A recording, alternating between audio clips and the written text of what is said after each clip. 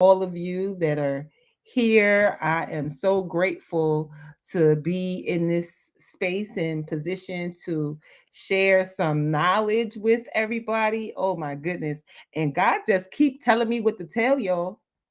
I be like, oh, what you want me to tell him? What you want me to tell him? I'm going to tell him. I'm going to tell him, Lord. I'm going to tell him. I'm going to tell him everything you telling me to tell him. So I'm telling. Discard. So I'm just getting myself all connected up where I need to connect that. So welcome. How was everybody? Did anybody get to come to Dr. Loretta's virtual party last night? So good. You came? You were here? You were here? Oh yes.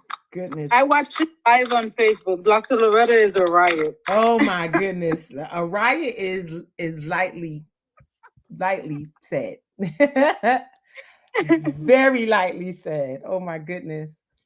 Such an amazing woman she is. I am so grateful for her being a part of my life. Truly has been a life-changing alliance for real. For real, for real. So it is well being Wednesday. I hope that you have your pens and paper ready today because this healing knowledge today gonna be something. I realized that I was so busy getting everything together last night. I missed dinner. I'm kind of hungry. Like, how did I do that? So yeah. So this morning for Wellbeing Wednesday, we are really going to talk about your body and listening to your body's messages. What is your body saying to you? What is it saying? It's saying stuff, but we not listening. And so the affirmation for us today is I listen with love to my body's messages.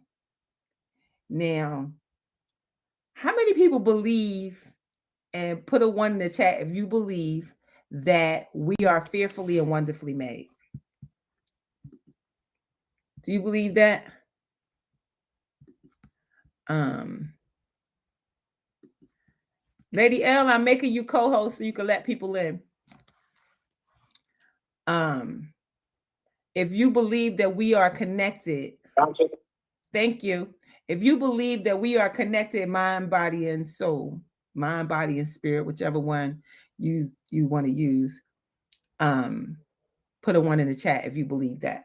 If you believe that we are all connected this way, because that will help you to understand where this healing of the body goes and where some of the diseases that show up in our body comes from because of the mind, body, and soul connection. Thank you, Portia. Welcome. It is so important for us to realize that one thing, because if you realize that one thing, that we're connected, mind, body, and soul, that everything that I'm about to share with you will absolutely make sense. Thank you for the likes. Thank you for the hearts. I appreciate you. Appreciate you. So there is science out here that says every dis-ease that's in the body, that we created it. So I didn't create diabetes. I didn't create cancer. I didn't create.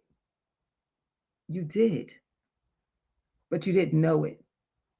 Because the body is just like everything else in life. It is a mirror of your inner thoughts and your beliefs. The body is always talking to us. We just have to take time to listen to it. Every cell in your body responds to every single thought you think and every single word you speak. You're thinking, I'm not healthy. You're thinking, I am sick. You're thinking, it's hereditary. You're thinking, I'm definitely going to get that. And guess what? You make it true every single time. Continuous modes of thinking and speaking produce body behaviors and postures and eases and diseases. The person who has a permanent, like, ugly face or scowl on their face didn't produce that face by having joyous thoughts or loving thoughts. Older people, sometimes their faces and bodies show clearly a lifetime of their thinking patterns. How will you look when you get elderly? What are your thought patterns that you are thinking right now? There is a list of problematic patterns that create illness in the body. Good morning, Crystal. As well as new thought patterns and affirmations that can be used to create health. How that sound? So when I see clients, I start right with Louise Hay. You can heal your life, and she speaks about the most common conditions that create the problems in us. Not every mental equivalent is 100% true for everybody, but there is a point of reference for searching causes of disease.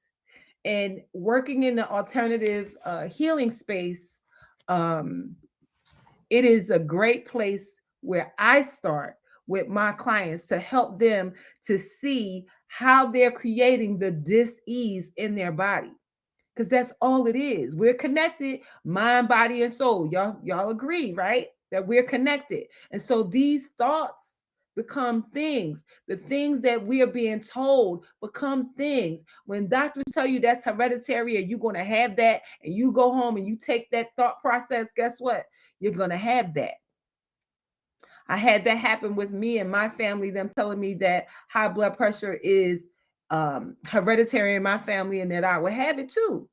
But the emotional cause of high blood pressure is unresolved emotional issue not dealt with. So that just tells me that my family got a lot of unresolved issues that they haven't dealt with. And so I'm not going to do that. I'm going to deal with my emotional issues so that I don't have those problems that they have. Does that make sense?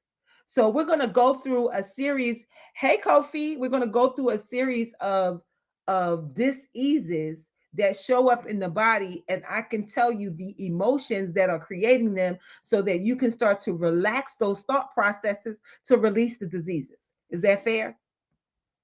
So let's just start with the head. The head represents us. It is what we show to the world. It's how we're usually recognized. When something is wrong in the head area, it usually means that we feel that something is wrong with us. Your hair on your head represents your strength. When we use when we are tense and afraid, we often create bands of steel that originate in our shoulder muscles and come up to the top of our head and sometimes even down around our eyes. The hair shaft grows up through the hair follicle, right? And when there's people just don't know. I'm working. Okay, I think I got it. Okay. All right. Yeah, no, the world needs me. I know the world needs me, but they have to wait their turn because right now I'm giving my gift to the world. So the hair follicle comes out of your head, and when you are tense in your scalp, right, the hair shaft can be squeezed so tightly that the hair can no longer breathe. And it does what happens when the hair can no longer breathe, it dies and falls out. And if the tension continues and the scalp is not relaxed, then the follicles remain so tight that the hair cannot grow through, and the result is baldness. And it seems like female baldness is on the increase, especially since women have begun to enter the business world all these years later. with all the tension and all the frustration, you know, and a lot of times we don't even know, Lady L, you paying attention too hard. um the um the frustrations and the tensions are so um prevalent, but women, we can cover it up with wigs and scarves and all of that so you can't see it. But men, they can't cover it up as easily. And the I don't know, some of these men cover up hairstyles that's being developed is kind of looking pretty good. But the old fashioned toupees, you could definitely see those. And we ain't trying to see that. We gonna try to relax. So tension, having tension is not being strong. Tension is weakness.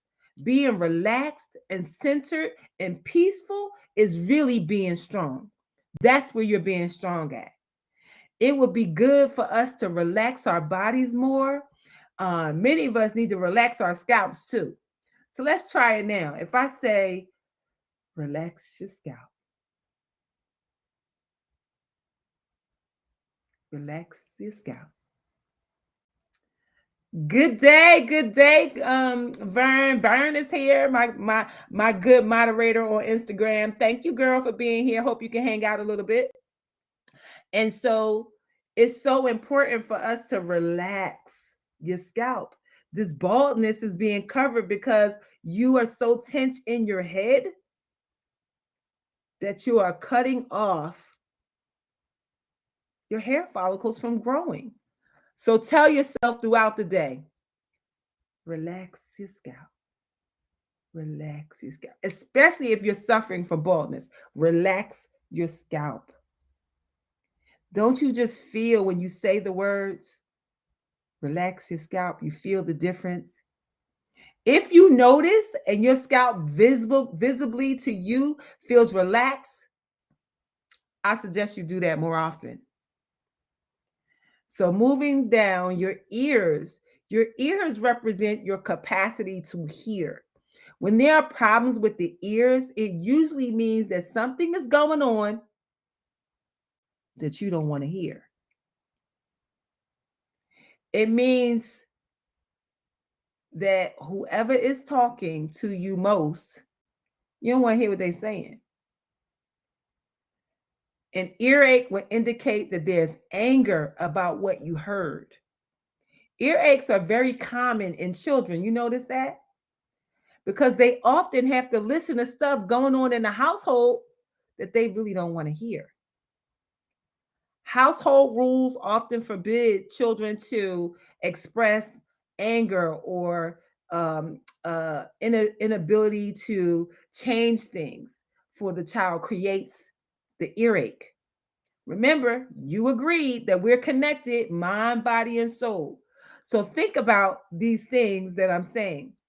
Deafness in a person represents long-standing refusal to listen to someone or something. Notice that when a partner has a hearing impairment, the other partner is usually the talk type. It's amazing to me how connected we are, but we just don't pay it any attention. And because we are not on a holistic journey, we allow doctors and specialists to tell us another story. But really, you have to think about what emotional things are happening around you that is causing the dis-ease. And so when it comes to your eyes represent the capacity to see. When there are problems with your eyes, it usually means there's something we do not want to see, either about ourselves or about the past or the present or the future. Whenever I see like little kids wearing glasses, I know that there's stuff going on in their household that they don't want to look at. Especially if they can't change the experience. So their sight will diffuse so they don't have to see it so clearly. And the same thing has happened to you. There's so many people that have had dramatic healing experiences when they've been willing to go back into the past and clean up what it was that they didn't want to look at a year or two before they begin wearing glasses. Are you negating what's happening now? What don't you want to face? Are you afraid to see the present or the future? If you could see clearly, what would you see that you don't want to see now? Can you see what you're doing to yourself? Very interesting questions to look at, right? Especially when you're wearing glasses. Headaches in your head come from the invalidation of yourself. So the next time you get a headache, right? Stop and ask yourself, where and how have you just made yourself wrong? And forgive yourself.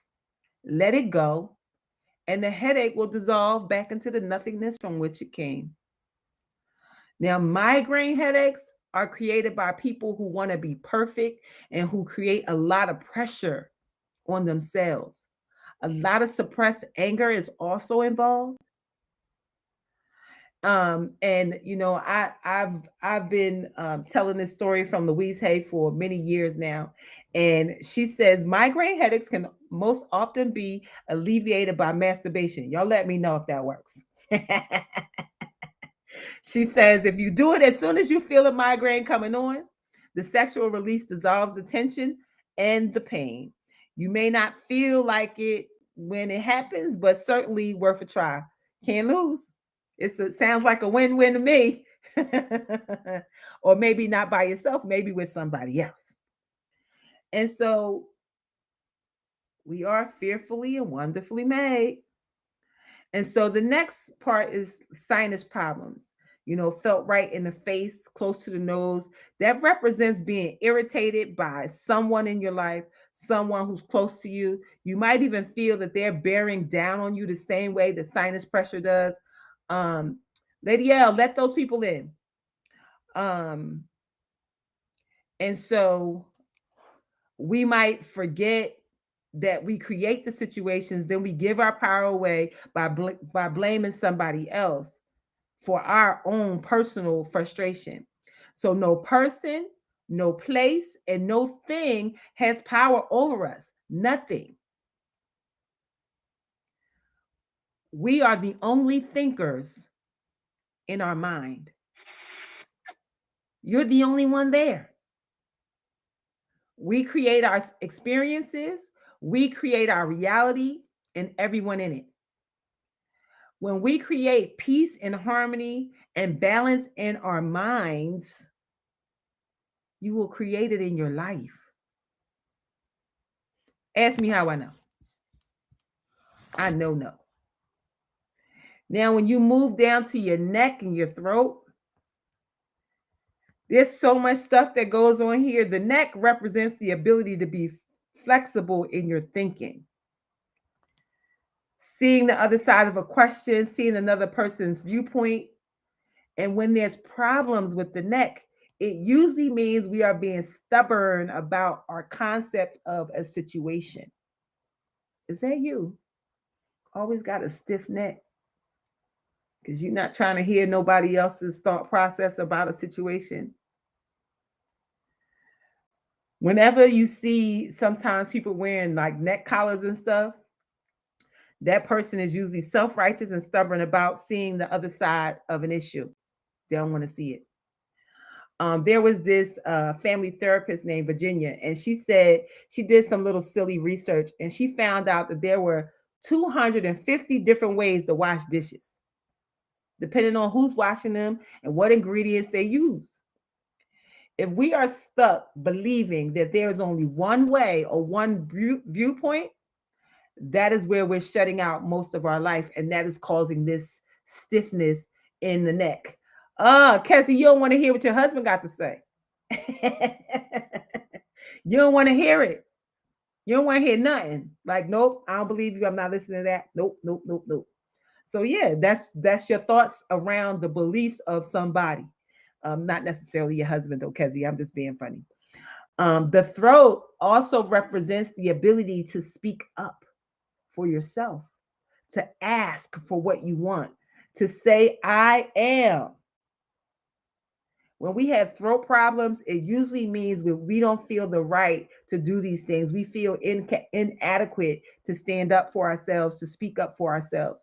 Sore throats are always anger, are always anger.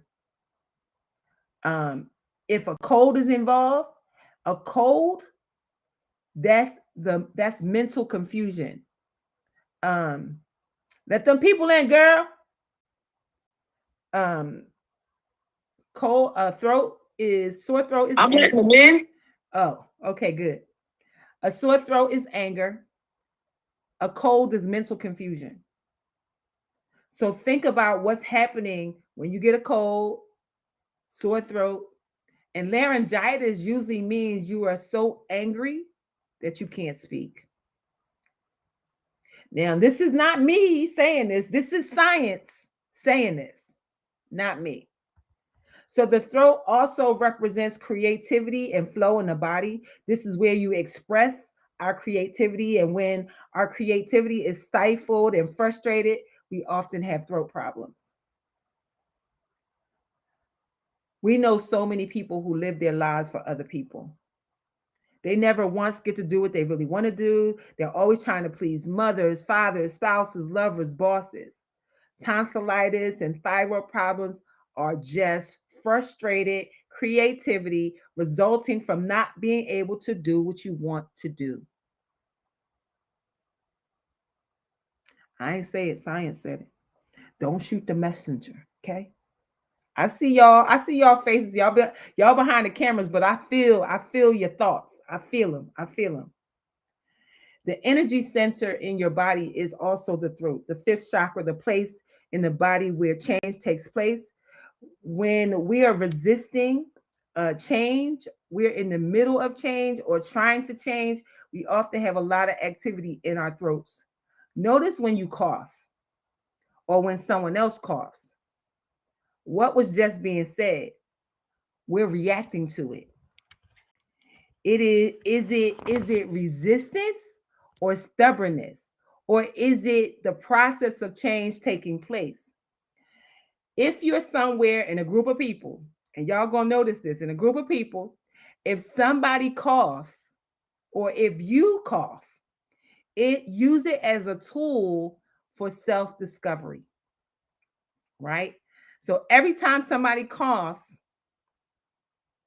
or every time you cough, just touch your throat and say out loud, I am willing to change or I am changing. Because when you cough, think about what's being said at the time to see if there's some resistance in you for what's being said. Because the cough, when you cough, especially in a group, it brings attention to you. It brings attention to you, like, see me, hear me, I'm right here. So it's see me and hear me. So, what's being said that you don't want to hear? What's being said that you have resistance to? What's being said that you don't want to change? So, when you feel the cough or you cough, just hold your throat and say, I'm willing to change. I'm willing to do this thing. I'm willing to be a part, whatever it is. So let's move down to your arms. Your arms represent our ability and capacity to embrace experience of life. The upper arms have to do with our capacity, and the lower arms have to do with our abilities. So we store old emotions in our joints, and the elbows represent our flexibility in changing directions. So, are you flexible about changing direction in your life, or are old emotions keeping you stuck in one spot? We are fearfully and wonderfully made. So the hands grasp, the hands hold, the hands clench. We let things slip through our fingers. Sometimes we hold on too long. Sometimes we are handy. Sometimes we are tight fisted. Sometimes we're open handed. Sometimes we penny pinchers. Sometimes we're butterfingers. We give handouts. We handle ourselves. We can't seem to handle anything. We got hanky panky. We give someone a hand. We are hand in hand, or we hand up or hand out. We are out of hand or underhanded or overhanded. We have helping hands. Hands can be gentle or hands can be hard, with knotty knuckles from overthinking or gnawed arthritic criticism. Grasping hands come from fear, fear of loss, fear of never having enough, fear that it won't stay if you hold it lightly. Tightly, tightly grasping a relationship only has a partner to run away in desperation. Tightly clenched hands cannot take in anything new. Shaking hands freely with the wrist gives a feeling of looseness and openness. That which belongs to you cannot be taken from you. So relax. Let your hands be open and relax. Yes, all facts, all facts, all facts. Now the fingers each have a meaning. The fingers, problems with your fingers show where you need to relax and let go. If you cut your index finger, there's probably anger and fear that has to do with your ego in some current situation. The thumb is mental and represents worry. Um, the index finger is ego and fear. The middle finger has to do with sex and anger. So when you're angry, hold your middle finger and watch the anger dissolve. Holistic, release the anger, squeeze your finger. Hold your right finger if you're angry at a man, and your left if it's a woman. The ring finger represents union and grief. The little finger has to do with family and pretending. So they all have meanings in your hands. We are fearfully and wonderfully made. We agree, right? We agree. So as you take this knowledge in and things start to come up in your life, oh, you working in the kitchen and you cut your index finger, or you do something to your middle finger, you like, oh, okay. Let me see what that represents. And so as we move down the body, the next part is the back. Your back represents your support systems. Problems with the back usually mean we feel we are not supported. Too often we think we're supported by our job or by our family or spouses. In reality, we're totally supported by God, by life itself. The upper back has to do with the feeling that the lack of emotional support. My husband, wife, lover, friend, boss doesn't understand me or support me. That's the upper back. The middle back has to do with guilt. All the stuff that is in the back of us. Are you afraid to see what's back there, or are you hiding what's back there? Do you feel stabbed in the back? Do you feel real burnt out, or are your finances in a mess, or do you worry about them excessively? Then your lower back may be bothering you. The lack of money or the fear of money will give you low back pain. So the amount of money has nothing to do with it. So many of us feel that money is the most important thing in our lives, but that's so not true. There's something far more precious than the money. You know what that is? Your breath, your life. It is the most precious substance in your life. And yet we totally take it for granted when we exhale that the next breath is going to be there. If you didn't take another breath, you wouldn't last 3 minutes. Now, if the power that created us has given us enough breath for us to last for as long as we shall live, can we not trust that everything we need will always be supplied as well? Y'all worry too much. And so that leads us to the lungs. The lungs represent our capacity to take in and give us life. Problems with the lungs usually means we are afraid to take in life, or perhaps we feel we don't have the right to live life fully. Women have traditionally been very shallow breathers and have often thought of themselves as second class citizens who don't have the right to take up space and sometimes not even the right to live. Today, that's all changing in the world. Women are not only taking up space as full members of society and breathing deeply and fully, we running things around here. We got women in sports, women in politics. We got women doing all kinds of things in all kinds of fields. It's wonderful to see the magnificence of women and how their bodies are emerging and doing the things that we are doing. Now, when a person has emphysema or heavy smoking, those are ways of denying life. They mask a deep feeling of being totally unworthy of existing. Scolding will not change the habit of smoking because it is a basic belief that must exchange first in order for a person to believe that they deserve to breathe freely and live this good life. The next part is the breast. The breast represents the mothering principle, right? Where there are problems with the breast, it usually means we are over mothering either a person, a place, a thing, or an experience. Part of the mothering process is really to allow the child to grow up. We need to know when to take our hands off, when to turn the reins back over to them and let them be. Being overprotective does not prepare the other person or your children to handle his or her own experiences. Sometimes our overbearing attitudes literally cut off nourishment in the situation.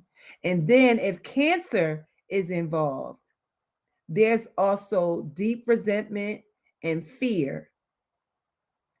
We need to know that the intelligence of God resides in each of us. And so sometimes you got to kiss them kids on the cheek and give them back to God. He gave them to you. He'll watch over them. He'll take care of them. My mother, I come from a family of 9. And I often ask my mother, how can you not worry about 9 kids? We all got lives. We all got kids. That's a lot of people. And my mom said, just like God gave you to me, I gave him right back. I gave y'all right back to him. And then she also said, no news is good news. When I don't hear nothing, I know everything is good. When something is wrong, I get a call. So I learned to relax in the knowing that all is well, knowing that I have given you back to the creator, knowing that if something is wrong, somebody gonna call me. I'm like, oh, that's so good. And I took those same lessons from my mother and I used that with my own children. And it's the best thing because sometimes we will worry so hard, we create a whole situation. Yes, we are the real storks for real. I love that. And so the next part is the heart. The heart represents love, and your blood represents joy and life. Our hearts lovingly pump joy through our bodies and life through our bodies. When we deny ourselves joy and love, the heart shrivels and becomes cold. And as a result, the blood gets sluggish and we creep our way into anemia and angina and heart attacks. The heart does not attack us. We get so caught up in the soap opera and dramas that we create that we often forget to notice the little joys that surround us. We spend years squeezing all of the joy out of our heart, and literally it fails over in pain, falls over in pain. Heart attack people are never joyous people. If they don't take time to appreciate the joys in life, they will recreate another heart attack in time. This love center, this heart center that we have, when you have heart disease and heart problems, all you got to do is look back at whoever has broken your heart or whatever has broken your heart and clean up those vibrations and those emotions around that. And you can clean up whatever is happening to your heart. Um, some people have a heart of gold, cold heart, open heart, black heart, loving heart, warm hearted. Where is your heart? Where is your heart? So next is the stomach.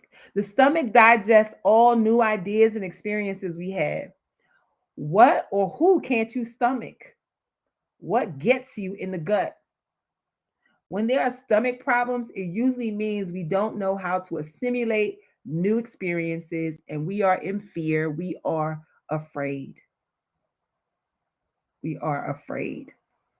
Many of us remember when commercial airplanes first started, people was, flying, it's a long time before my time, right?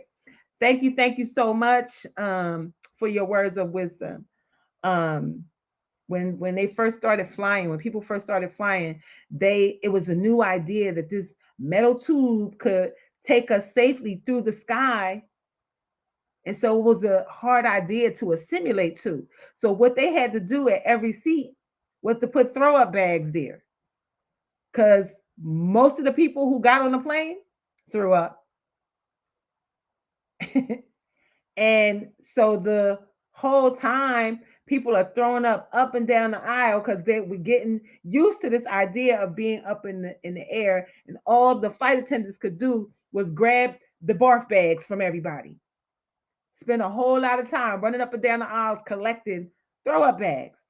And now all these years later, the bags are sometimes in the seat and so often not in the seat because we have assimilated to the idea of flying, so we don't get sick like that anymore. And so it's the same with life.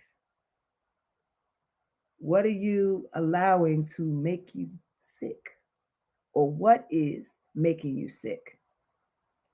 And so ulcers, people who have stomach ulcers are fear, tremendous fear of not being good enough. We fear not being good enough for a parent. We fear not being good enough for a boss.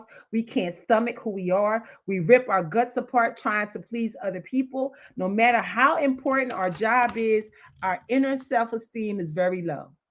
We're afraid that they'll find out about us. And so we can't stomach ourselves. We're connected, mind, body, and soul. We said it, right? So the next is our genitals. They represent the most feminine part of a woman, her femininity, or the most masculine part of a man, his masculinity, our masculine principle or our feminine principle. When we do not feel comfortable with being either a man or a woman, when we reflect our sexuality, we then reject our bodies as dirty or sinful, and then we often have problems in the genital area.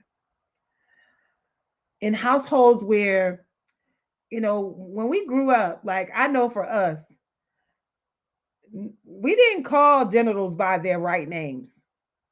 We didn't.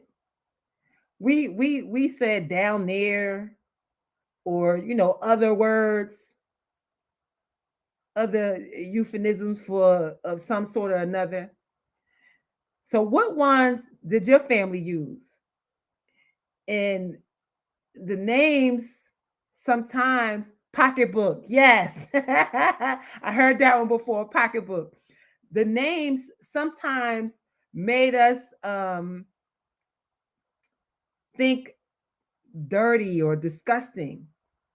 And we grew up believing that something wasn't quite right down there. And now, in this sexual revolution that we've been living in, we're moving away from those thought, but your personals. I love that.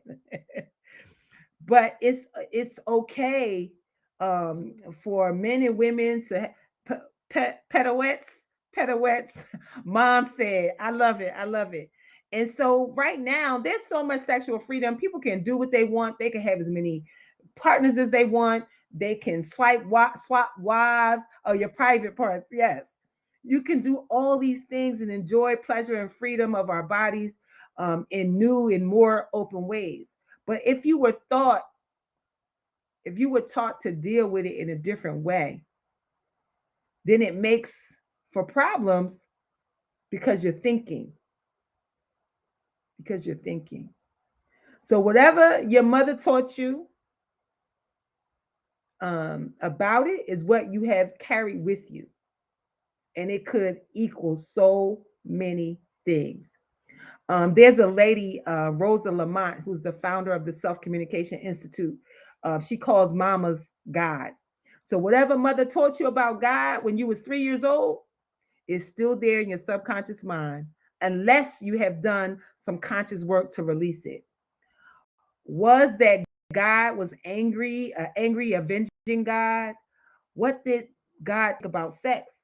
If we're still carrying those early guilt feelings about sexuality in our bodies, then we are suffering, and we're surely going to create punishment for ourselves. Now, when a person has bladder problems or anal problems, vaginitis or prostate problems or penis problems, they all come under that same area. They stem from this distorted belief about the correctness of their functions. So every organ in our body is magnificent. It really is. God set it up for that. So we don't think of our livers or our eyes as dirty or sinful. So why do we choose to believe that our genitals are? Our anus is beautiful as your ear. Without it, you wouldn't be able to release things that the body no longer needs. We would die very quickly. Every part of the body has a function of our body: perfect, normal, natural, and beautiful. When a person has sexual problems and begin to relate to their rectum or penis or vagina with some sense of love and appreciation for their function and their beauty, they start to turn the things around. And even in this moment, if you're beginning to cringe or get irritated as you hear this, ask yourself why.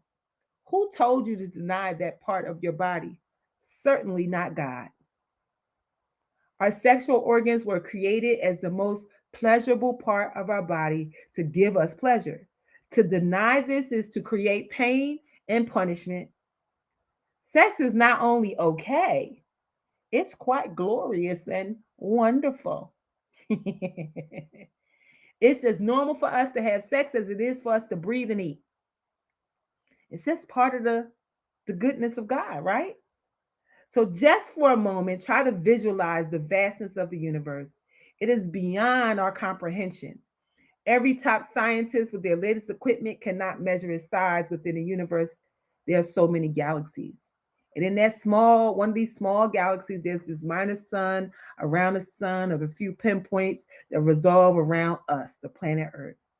I find it so hard to believe in the vastness of the incredible intelligence that created the entire universe is some old man sitting on a cloud above the planet Earth watching your genitals.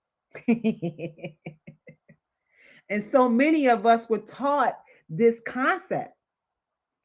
It is vital that we release that foolishness, outmolded ideas that do not support us and nourish us. Every concept of God needs to be one that is for us, not against us. There's so many different religions to choose from. If you have one that's telling you that you're a sinner and a lowly worm, get another one. Now, we're not saying that everybody should run around and have free sex all the time, and some of the rules, don't make sense, and this is why many people break them, and then they call themselves hypocrites, or people call them uh hypocrites. When we remove sexual guilt from people and teach them to love and respect themselves, then they will automatically treat themselves and others in the ways that are the highest form of love of themselves. And so when people have these thoughts, they just don't rejoice. So it's just not enough to teach children the mechanics of sexuality. We need to, on a very deep level, allow them to remember that their bodies and genitals and sexuality is something to rejoice about. And and I believe that people who love themselves and their bodies will not abuse themselves or others. They just won't. Okay. Now, when people have, yes, Ashe, when people have bladder problems, that comes from being pissed off, usually at a partner. Something that makes us angry or that has to do with femininity or masculinity. Women sometimes seem to have more bladder problems than men because they're more prone to hide their hurt. We're connected, mind, body, and soul. So, vaginitis again usually involves feeling romantically hurt by a partner. Men's prostate problems have a lot to do with self-worth and also believing that as he gets older that he becomes less of a man.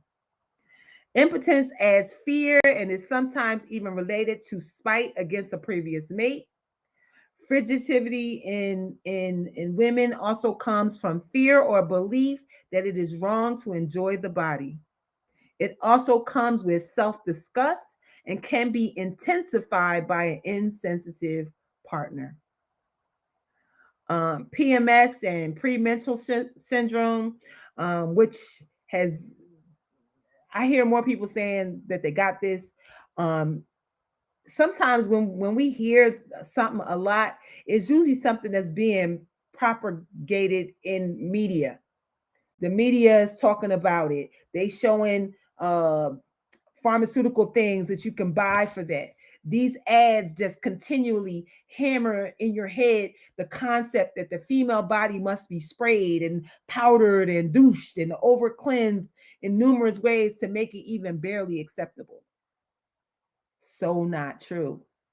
At the same time that women are coming into their own as equal beings, they're also being bombarded negatively with the idea that the feminine processes are not quite acceptable.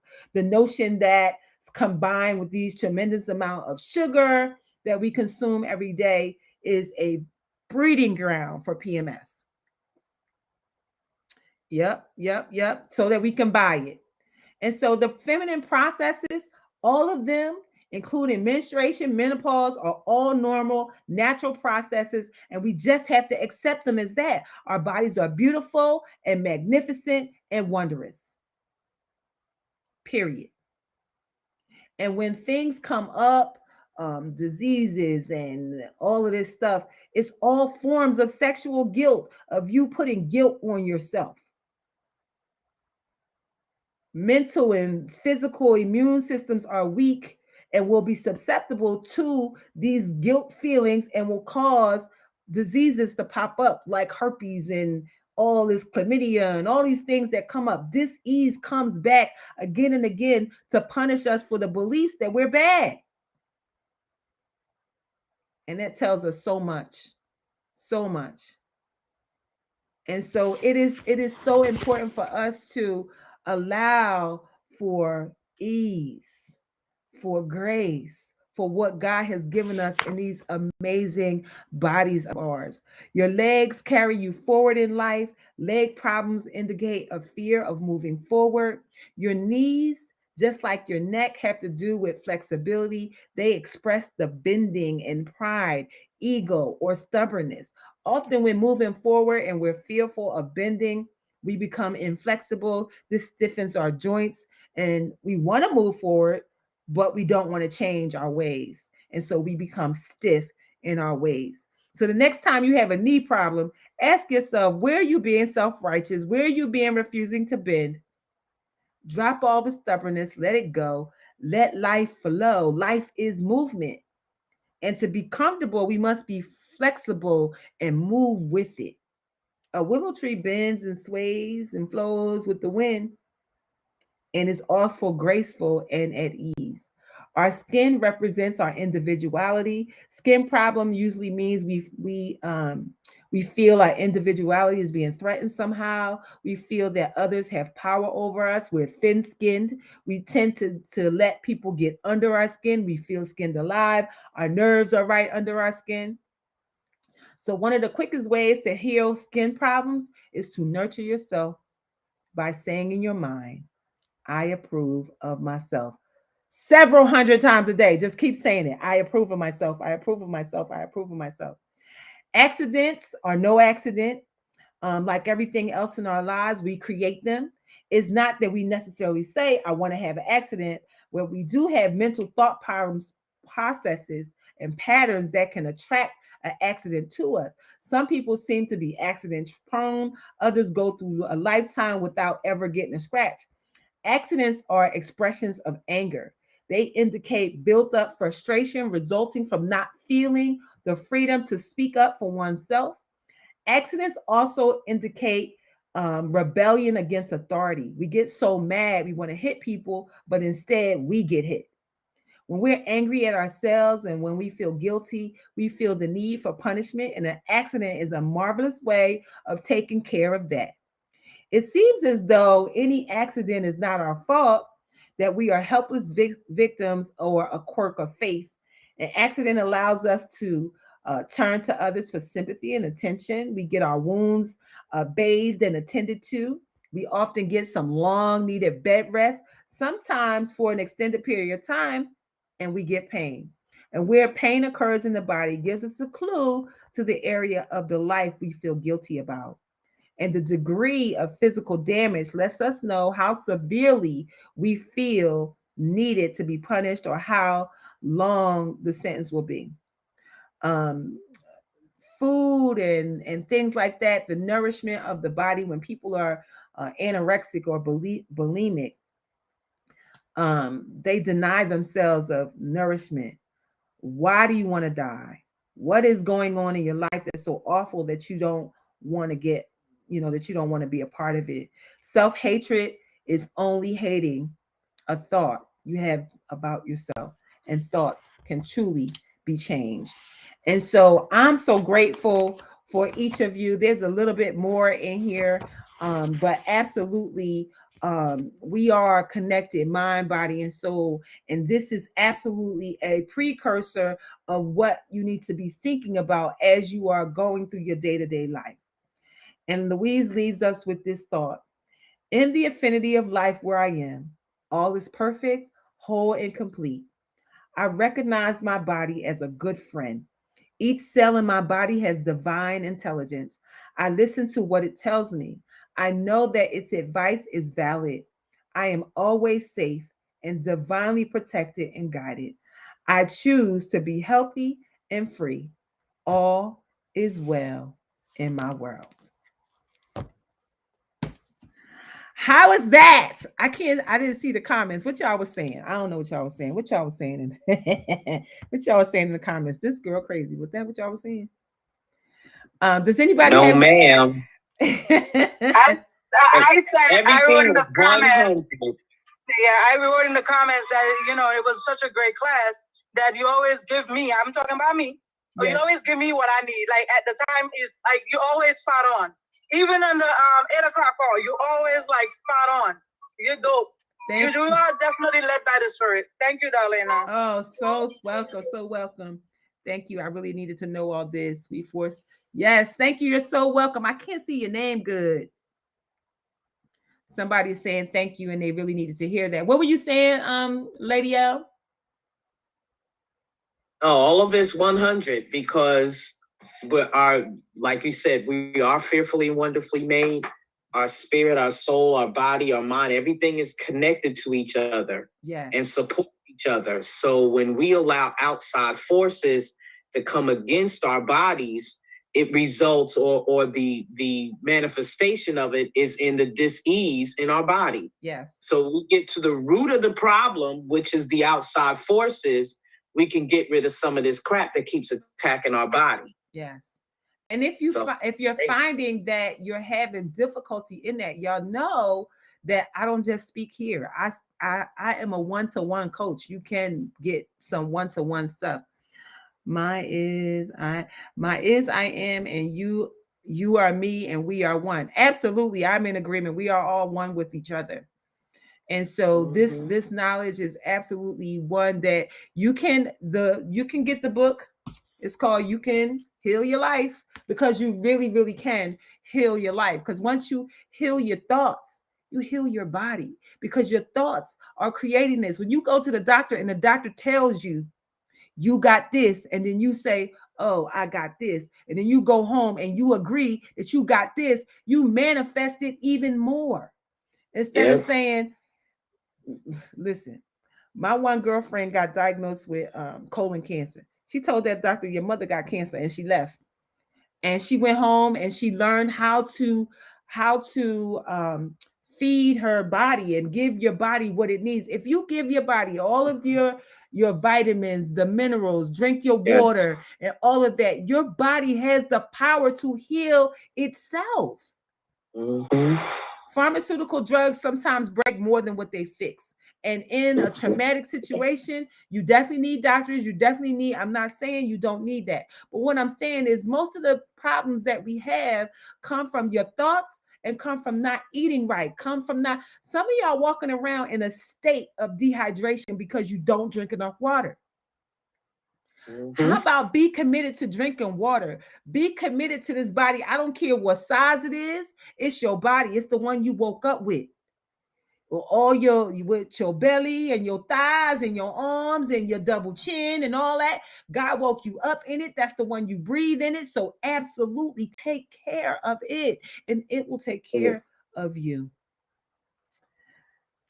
So thank you everybody for being here. I am so grateful for you to allow me to share this information with you. I absolutely am guided by the Spirit, and whatever God tells me to share with you, that is exactly what I am doing for you. So somebody needed to know that we are divinely created, that we are connected, mind, body, and soul. Candy said, that's all I drink is water. Yes, I don't drink soda. I don't drink juice unless it's my own fresh pressed juice.